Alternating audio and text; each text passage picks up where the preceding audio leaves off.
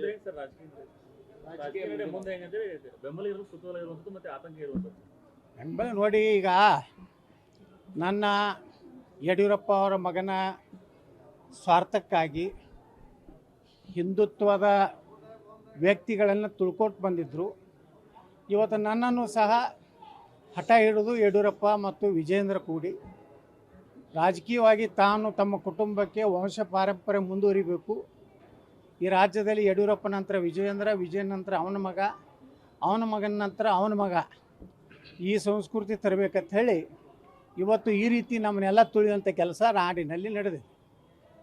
ನಾವು ಇನ್ನೂ ಆದ್ರೂ ಹೈಕಮಾಂಡಿಗೆ ವಿನಂತಿಪೂರ್ವಕ ಕೇಳ್ಕೋದೇನೆಂದರೆ, ನೀವು ವಂಶ ಪಾರಂಪರ್ಯ ವಿರೋಧ ಇದ್ದೀರಿ, ಭ್ರಷ್ಟಾಚಾರದ ವಿರೋಧ ಇದ್ದೀರಿ, ವೈರಿ ಪಕ್ಷಗಳ ಜೊತೆಗೆ ಹೊಂದಾಣಿಕೆ ಇದ್ದೀರಿ ಅನ್ನೋಂಥ ನಾಯಕರನ್ನ ತೆಗೆದು ಹಾಕದೇ ಇದ್ದರೆ ರಾಜ್ಯದ ಜನ ಭಾರತೀಯ ಜನತಾ ಪಾರ್ಟಿ ಮೇಲಿನ ವಿಶ್ವಾಸ ಹೋಗ್ತದೆ.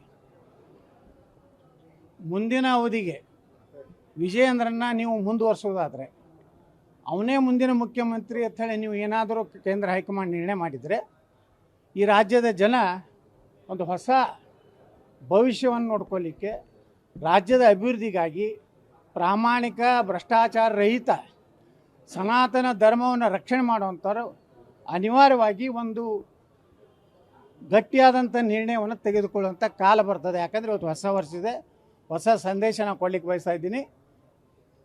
ಏನು ನರೇಂದ್ರ ಮೋದಿಯವರು ಪ್ರತಿಯೊಂದು ಭಾಷಣದಲ್ಲಿ ಹೇಳ್ತಾರೆ, ವಂಶ ಪಾರಂಪರ್ಯ ಭ್ರಷ್ಟಾಚಾರ ಹೊಂದಾಣಿಕೆ ನಮ್ಮ ಪಕ್ಷದಲ್ಲಿ ಇಲ್ಲ ಅಂತ. ಆದರೆ ಕರ್ನಾಟಕ ಇದೇನು ಆರ್ಟಿಕಲ್ 370 ಲಾಗು ಆಗಿದೆ, ಕಾಶ್ಮೀರ ತೆಗೆದ ಮ್ಯಾಗ ಕರ್ನಾಟಕದಲ್ಲಿ ಏನಾದರೂ ಲಾಗು ಆಗಿದೆಯಾ?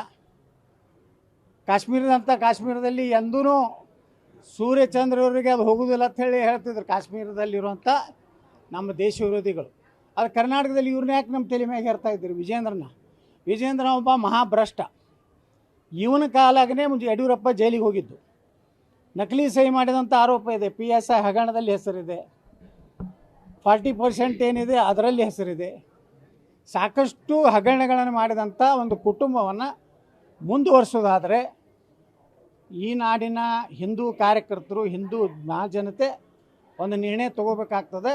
ಅದು ಇವತ್ತಿನಿಂದಲೇ ನಾವು ಜನಜಾಗೃತಿ ಪ್ರಾರಂಭ ಮಾಡ್ತೀವಿ.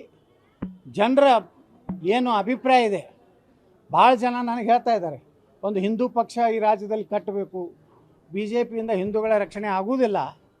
ಯಾಕಂದರೆ ಈಗ ಈ ರಾಜ್ಯದಲ್ಲಿ ನಡೆದಂಥ ಯಡಿಯೂರಪ್ಪ ಮುಖ್ಯಮಂತ್ರಿ ಇದ್ದಾಗ ಬೆಂಗಳೂರು ಘಟನೆ ಇರ್ಬೋದು, ಹುಬ್ಬಳ್ಳಿ ಘಟನೆ ಇರ್ಬೋದು, ಶಿವಮೊಗ್ಗ ಘಟನೆ ಸ್ವತಃ ಶಿವಮೊಗ್ಗ ಜಿಲ್ಲೆಯಲ್ಲಿ ಹಿಂದೂ ಕಾರ್ಯಕರ್ತರ ಹತ್ಯೆ ಆದರೂ ಸಹ ಒಂದು ಕಡೆನೂ ಎನ್ಕೌಂಟ್ರ್ ಮಾಡುವಂಥ ಧೈರ್ಯ ತೋರಿಸಲಿಲ್ಲ.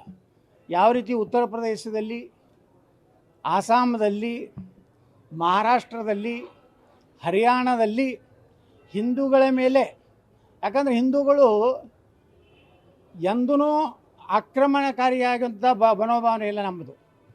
ನಾವೆಲ್ಲ ಸಹನ ಮಾಡ್ಕೊಂಡು ಬಂದೀವಿ.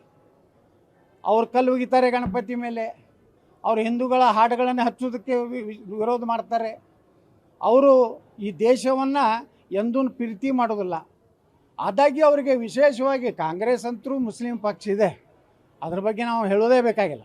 ಅದು BJP ಹಿಂದೂ ಪಕ್ಷ ಆಗಬೇಕಂದ್ರೆ ಈ ರಾಜ್ಯದ ಜನ ಮತ್ತೊಂದು ಐತಿಹಾಸಿಕ ನಿರ್ಣಯ ಆಗ್ತದೆ.